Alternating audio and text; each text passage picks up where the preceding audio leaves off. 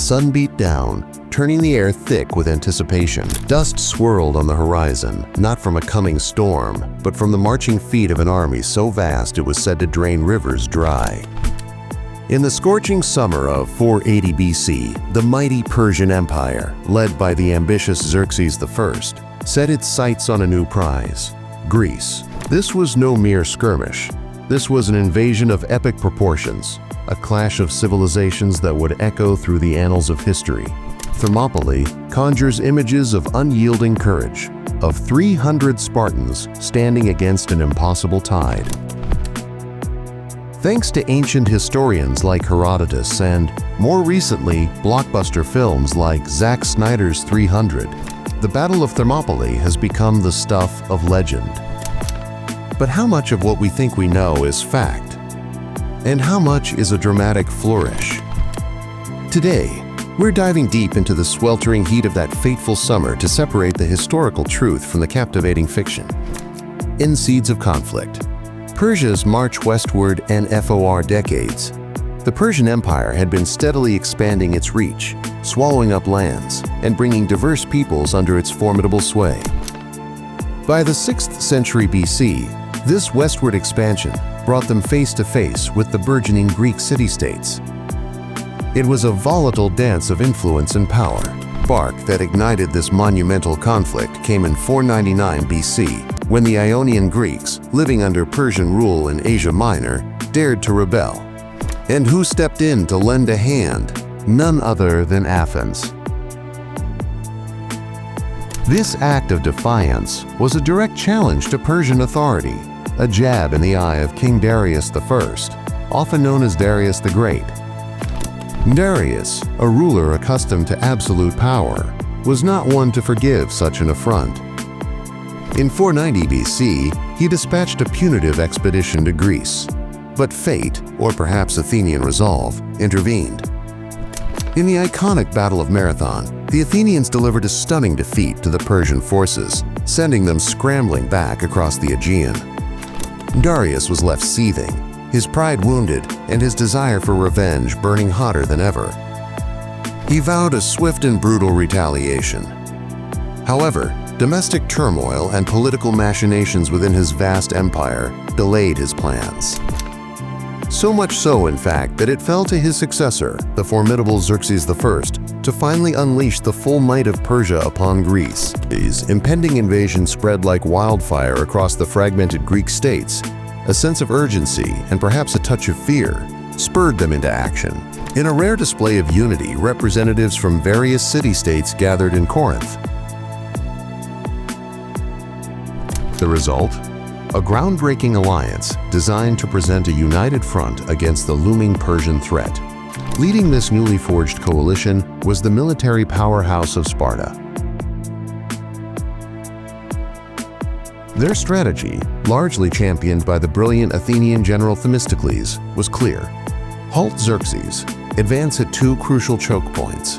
The Greek fleet would guard the waters off Cape Artemision, while the land forces would create an impenetrable barrier at the narrow pass of Thermopylae. Themistocles' genius lay in recognizing that these geographical bottlenecks would negate Persia's overwhelming numerical superiority.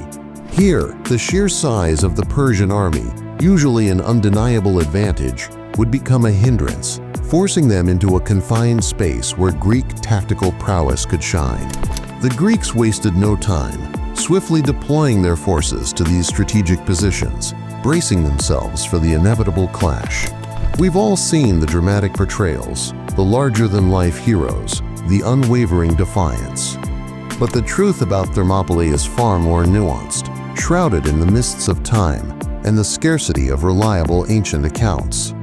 Our primary, and arguably most indispensable source, is the Greek historian Herodotus. However, as any good historian will tell you, his reports must be approached with a critical eye. Herodotus, a masterful storyteller, presented information as he gathered it, often leaving it to his readers to discern its veracity. As Paul Cartledge, a leading expert on the Battle of Thermopylae, aptly puts it, we either write a history of Thermopylae with him, Herodotus, or not at all. This underscores the vital, yet challenging role Herodotus plays in our understanding of these events. Reconstructing ancient history is like piecing together a shattered vase with only a few fragments. Every piece is precious, but the full picture is often elusive and subject to scholarly debate.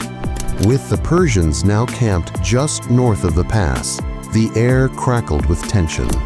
5 days after their arrival, the battle finally erupted.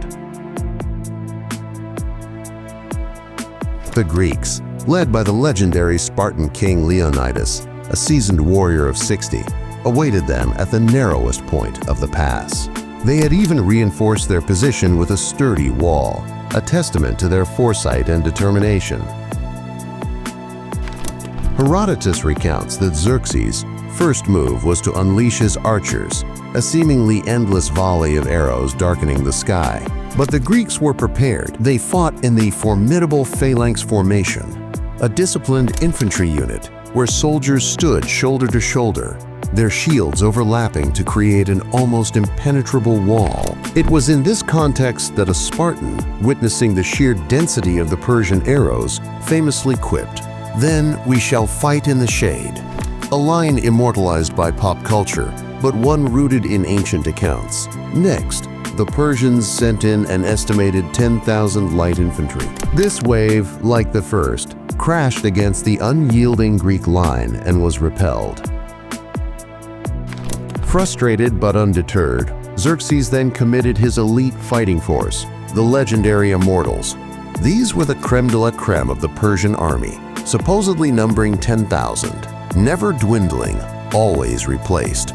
Yet even they fared no better, their attacks blunted by the disciplined Greek defense. At this point, a reasonable question arises. How could the Greeks, even with their superior tactics, withstand such relentless waves of attack without succumbing to sheer exhaustion? Herodotus provides a crucial insight into Greek tactics. They rotated their units. Unlike many armies of the time, Leonidas, men fought in groups based on their origin.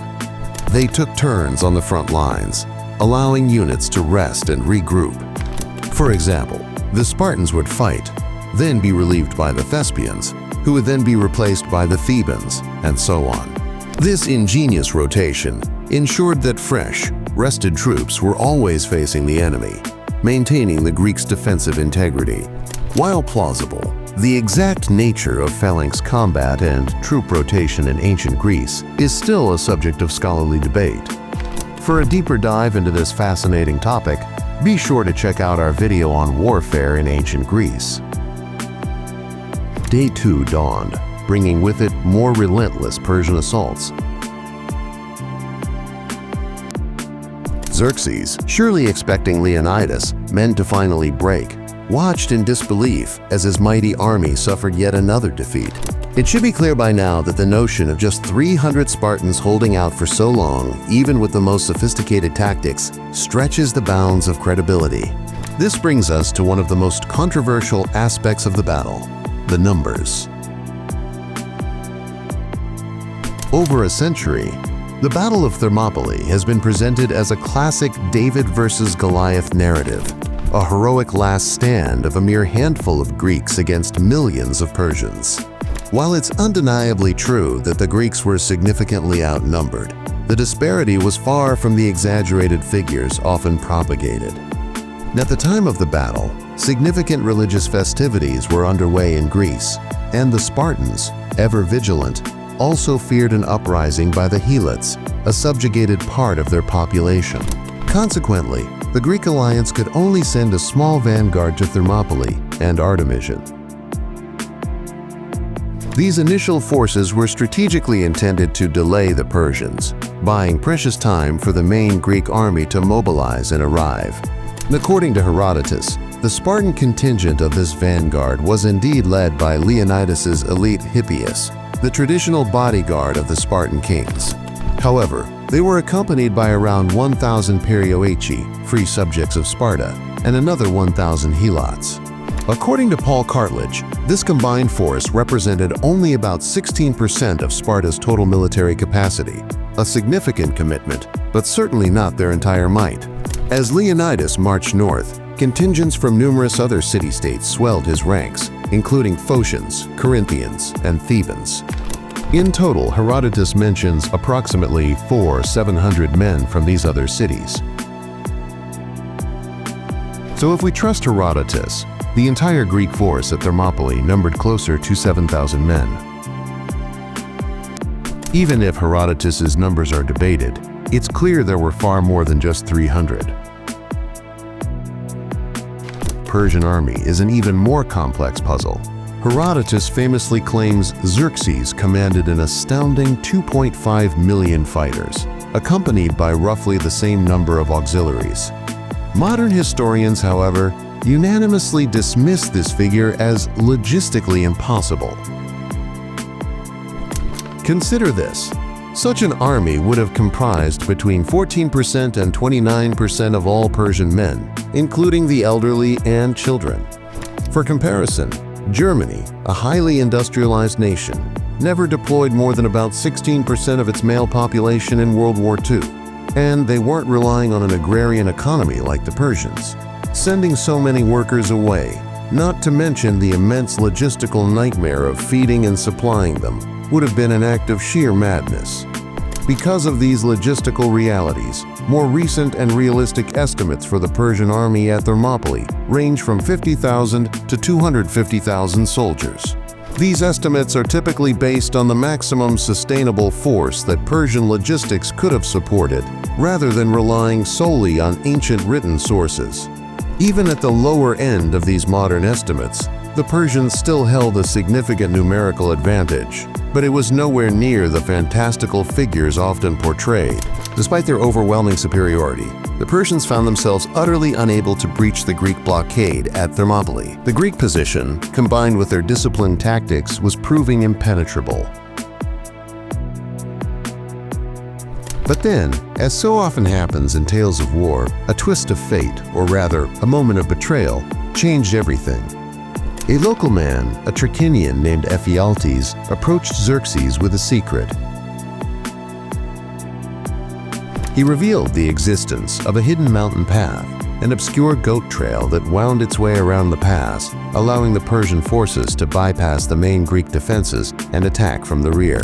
Ephialtes, whose name literally translates to nightmare, would forever be etched into Greek memory as the quintessential traitor, a symbol of perfidy. When Leonidas learned that the Persians had discovered this flanking route, effectively encircling his men, he faced an agonizing decision: retreat and save his forces, or stand his ground and face certain annihilation. Last stand.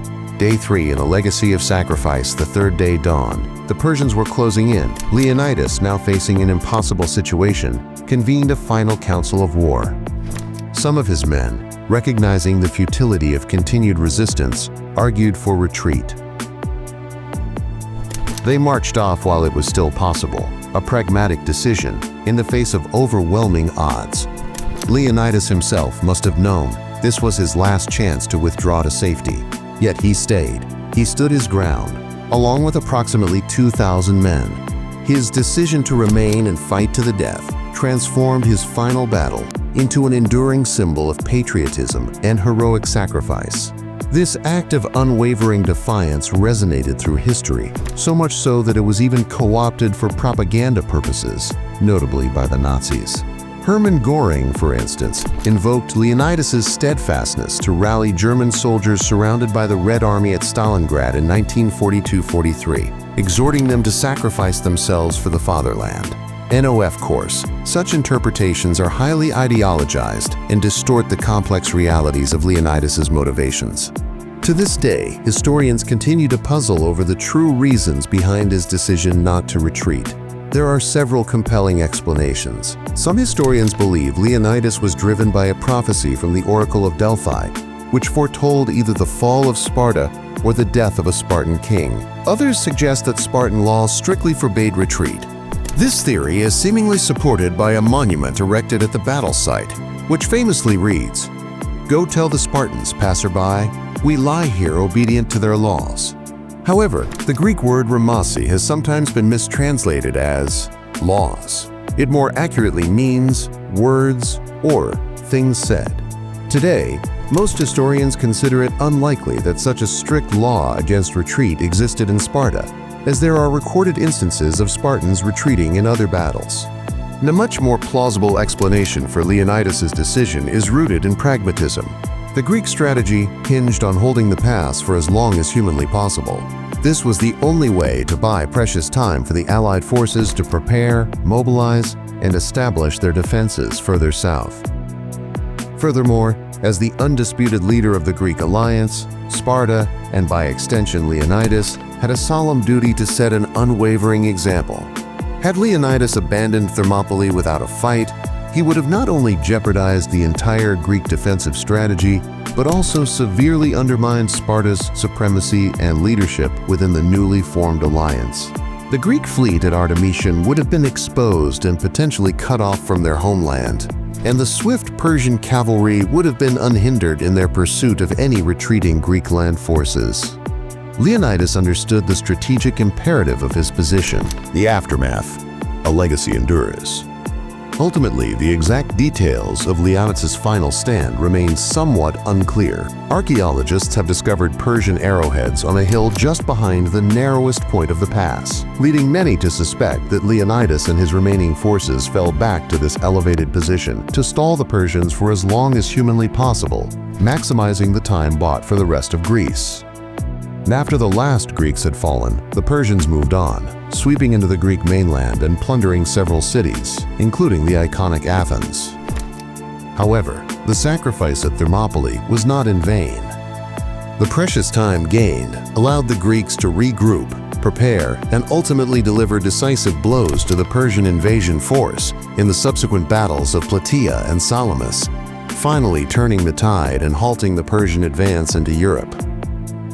NTHE, Battle of Thermopylae, even when stripped of its most exaggerated flourishes, remains a powerful testament to courage, sacrifice, and strategic brilliance. It's a story that continues to captivate, reminding us that sometimes, even against impossible odds, a small band of determined individuals can etch their names into eternity. You enjoyed this deep dive into the true story of Thermopylae. Don't forget to like this video and subscribe for more historical explorations. We love bringing these stories to life, and your support helps us continue our journey through the past. Let us know in the comments below what's another historical event you'd like us to examine.